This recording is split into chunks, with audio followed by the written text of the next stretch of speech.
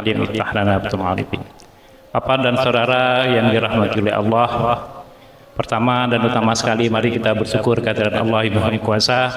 Alhamdulillah pada hari ini kita bisa datang ke masjid kita ini dalam rangka kita menunaikan kewajiban kita kepada Allah Subhanahu wa taala, yaitu bagaimana kita melaksanakan salat berjamaah.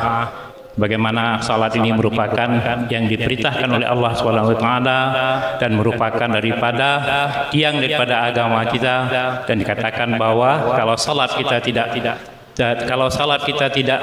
tidak ada nilainya, maka yang lain tidak dinilai oleh Allah Subhanahu wa taala.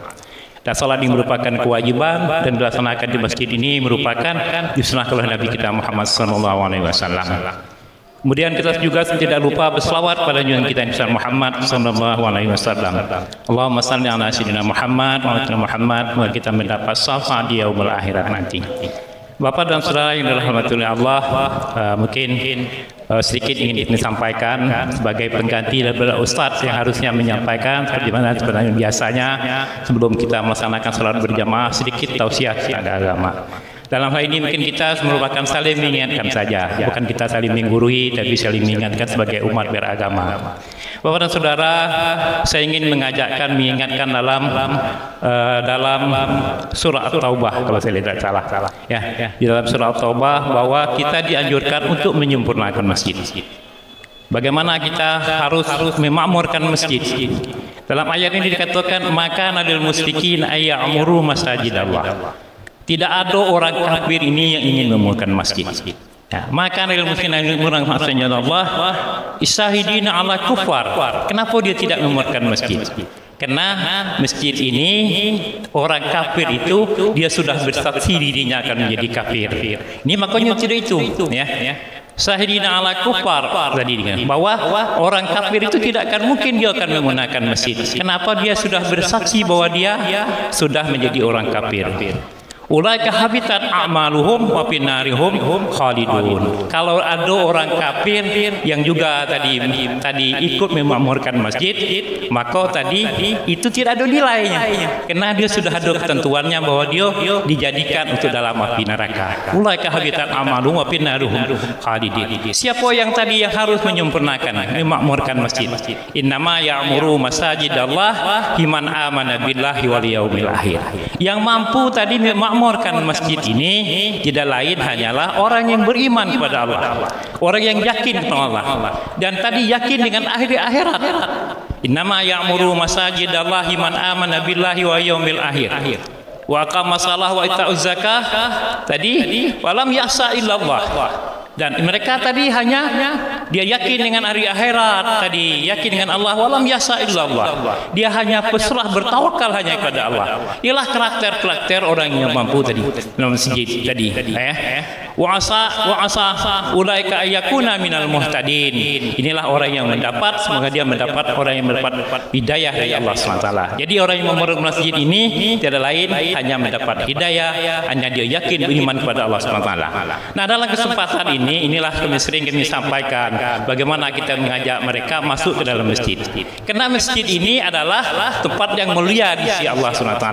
Tidak ada tempat yang paling mulia kecuali di sisi Allah SWT ini. Makanya ketika kita ingin membangun iman, membangun amal, sering-sering kita ke masjid. Bapak dan saudara, sekarang memakmur masjid ini bagaimana disampaikan? Masjid ini hadir bukan tadi Pak ya, bukan tidak ada sejarah, bukan tidak ada dalil. Masjid ini melihat karena Rasulullah sallallahu alaihi wasallam membangun masjid.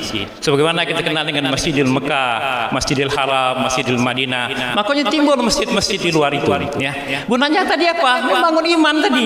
Jadi tidak mungkin dilaksanakan orang kafir. Nah, ini tadi. Untuk itu, ketika kita menggunakan masjid ini harus mengacu kepada apa yang diajarkan oleh Rasulullah sallallahu alaihi wasallam. Ini yang ingin kami sampaikan bagaimana kita bermasjid. Hari ini banyak sekali orang membangun masjid tapi tidak memfungsikan masjid. Ketika fungsi tidak masjid ini zalim hukumnya Pak. Kita membangun masjid, masjidnya kadang-kadang digunakan oleh orang yang sempat berjudi di dalamnya Pak. Masya Allah. Kenapa tidak ada ibadah di situ? Amalnya tidak ada. Banyak kita ketemu di kampung-kampung. Ya. Tapi alhamdulillah Pak ya. Kita di Merangin ini sudah berlomba-lomba tadi untuk membangun masjid. Nah ini kita bersyukur. Jadi kalau di tempat lain banyak, karena tadi dia tidak mengacu daripada amal yang diajarkan Rasulullah sallallahu alaihi wasallam. Minimal Pak 4 amalan masjid yang harus dibangun tadi ya. Kenapa mengacu daripada Rasulullah sallallahu alaihi wasallam? Pertama apa? Masjid ini menjadi tempat ibadah. Ya. Tadi adalah ibadah wazikir dan beringat kepada Allah. Makanya kita berpikir ke masjid jangan ada niat lain Pak. Niat lainnya hanya untuk menyembah Allah. Inilah tujuan yang kita bangun Pak. Karena masjid ini dibangun untuk menyembah Allah. Nah, ketika kita berpikir ke masjid, tujuan kita untuk beribadah kepada Allah. Seperti kita sholat hari ini, kita melangkah ke masjid, insya Allah akan dihitung Pak. Ya, nanti akan dihitung oleh Allah. Nanti supaya tadi menggugurkan dosa-dosa kita tadi Pak. Satu langkah saja menggugurkan dosa kita Pak. Dan apalagi kita dari jauh datang ke masjid. Ini makanya kita penting memamurkan masjid. Jadi kadang-kadang itu masjid tadi hanya untuk itu. Kemudian tidak hanya ibadah saja Pak. Ya, zikir ma ibadah tidak itu saja. Kemudian apalagi yang dianjurkan? Kita memamurkan masjid. Kemudian ada tarbiyah Pak. Ya, harus ada kajian. Ya, kenapa? Tarbiyah inilah yang membawakan hidayah. Inilah bentuk tarbiyah Pak. Ada kajian. Hari ini alhamdulillah kita lihat di masjid-masjid kita di mana-mana ada tadi kajian-kajian Pak. Ini sunnah yang dianjurkan tadi ya. Nah, sunnah dianjurkan memang harus ada tarbiyah di masjid. Karena dengan asbab tarbiyah tadilah akan datang hidayah Allah. Iman ini Pak hidayah Pak. Ya, bukan Allah pilih gitu. Ya, Allah pilih ini hidayah bukan kekuatan kita. Banyak orang yang punya kemampuan tidak datang iman, tidak datang ibadah karena tidak ada hidayah. Kenapa hidayah? Nah, salah satu menyebabkan hidayah ini tarbiyah nih ya. Saling menasihati, ada kajian subuh, kajian sudah Isya misalnya. Bagaimana kita menghidupkan masjid?